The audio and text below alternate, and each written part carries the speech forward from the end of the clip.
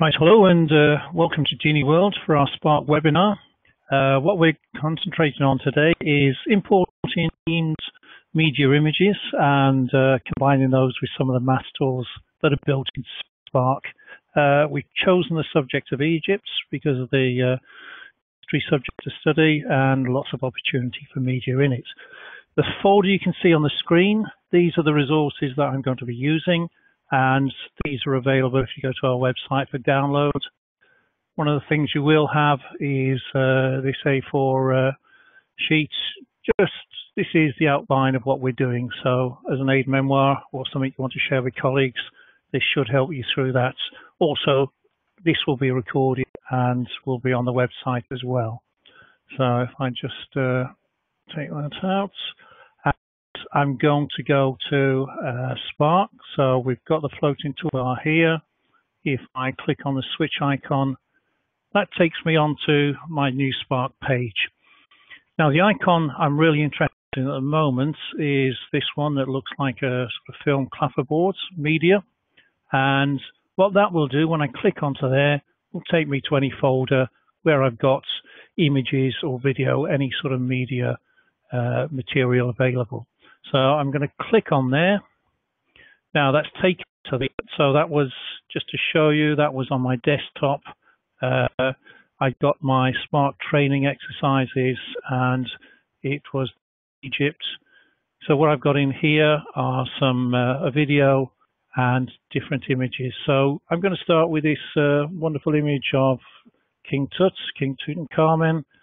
So So if I double click on there, and then with that cross, if I just put the size I want, and that's it. That's all I have to do to import an image. So again, just to remind you, if you haven't seen this before, all images, when I click on them, will have these 4 toggles. This is the resizing toggle. And again, I can stretch it wide, make it thicker. I can use the top right toggle to rotate. Top left is just for moving him around the screen.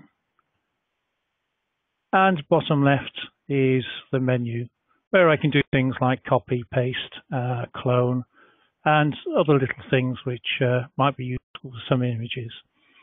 So to begin with, that's a lovely picture of King Tutankhamun, and again I can start to use my tools to annotate over that.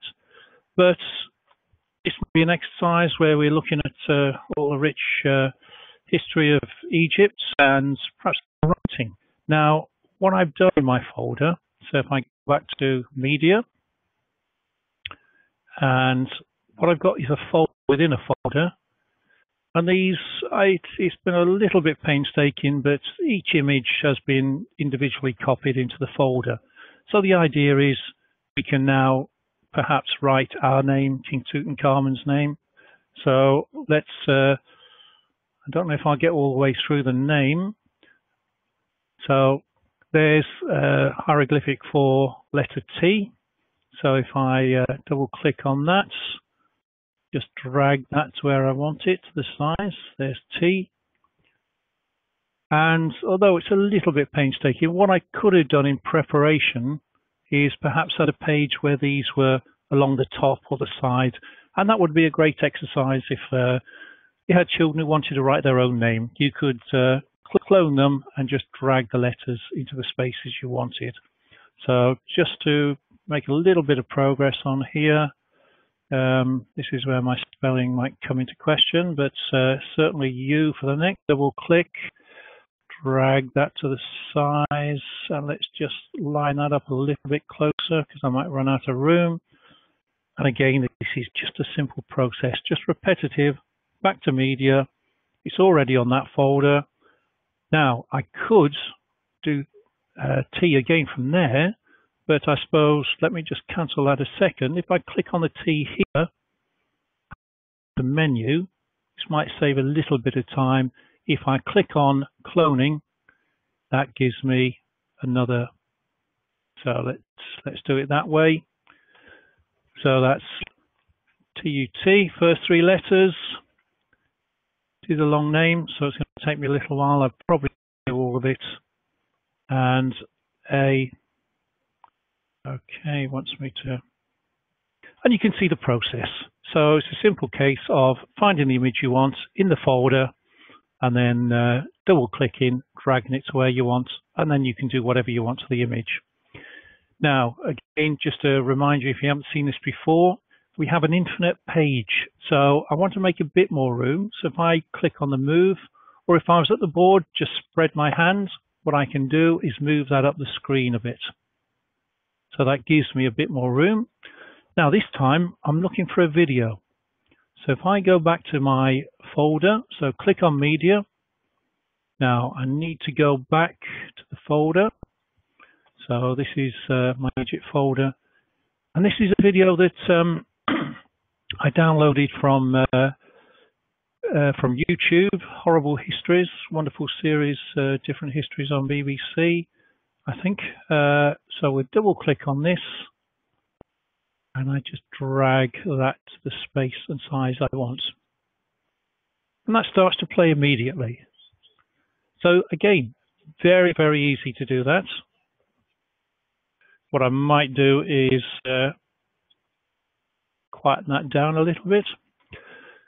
And underneath we've got this box, and again now video play boxes, so I can do pause, stop, change speed, and play. So that's great. But what I've also got, which I think is really good here, video snapshot. At any point, if I click on there, it takes a snapshot of that action. Back to there, carry on playing. I've also got a pen here. Now, something you will notice, if I just go up to my toolbar, take a pen and start to annotate, it's always below that video layer. So let me just go back.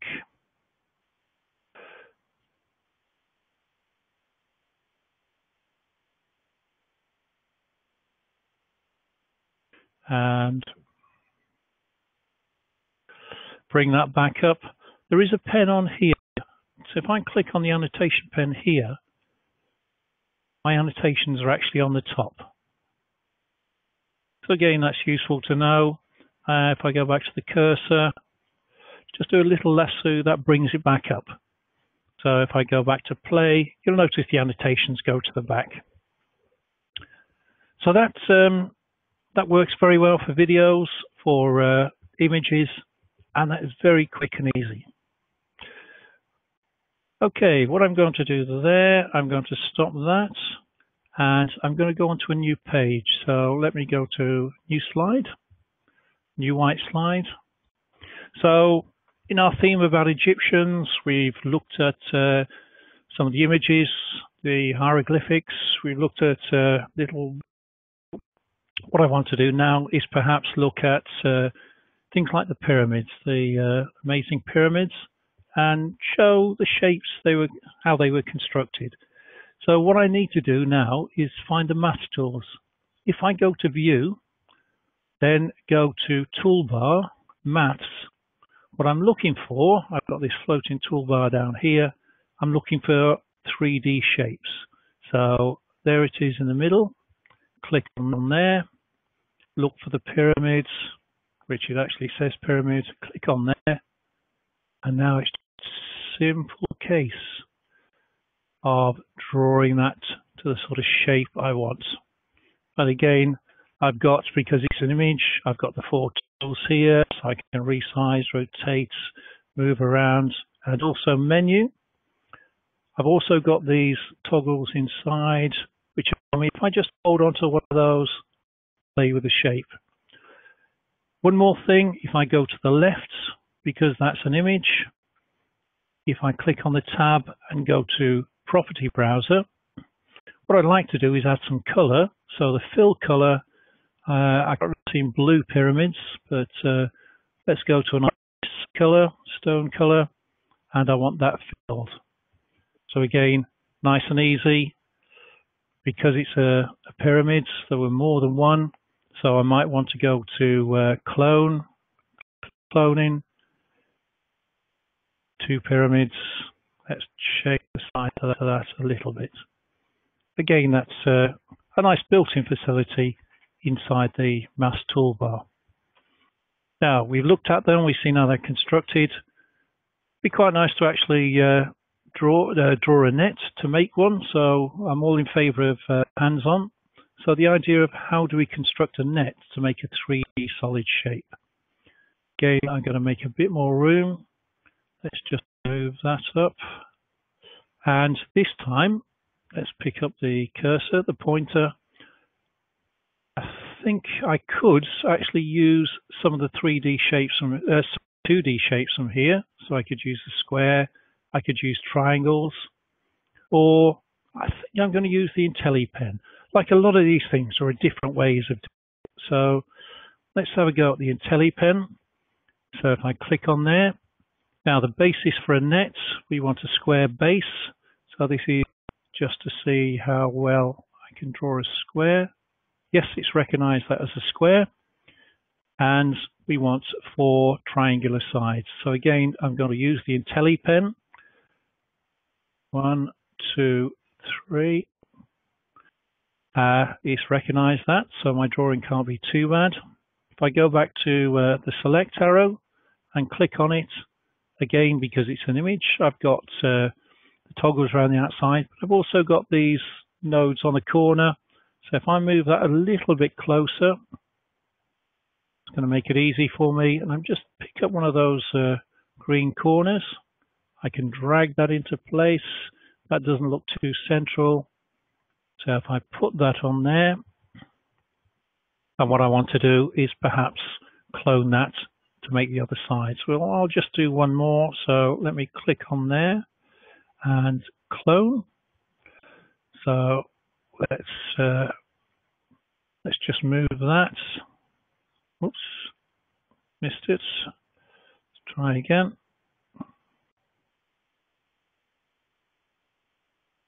That's got it.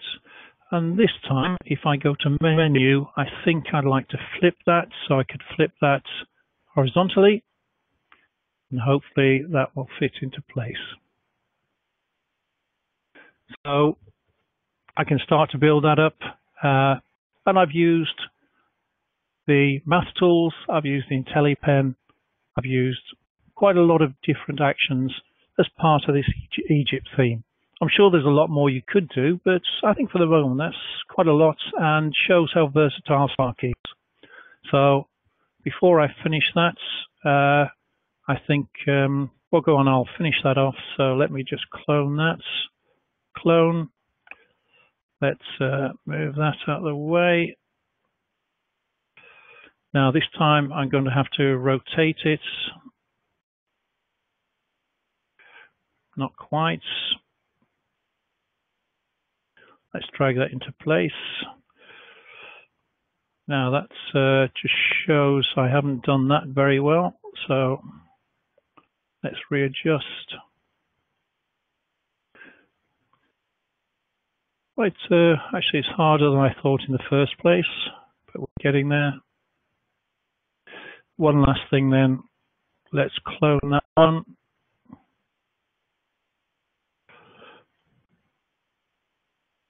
Let's move that down, and this time if I go back to menu, if I flip that vertically,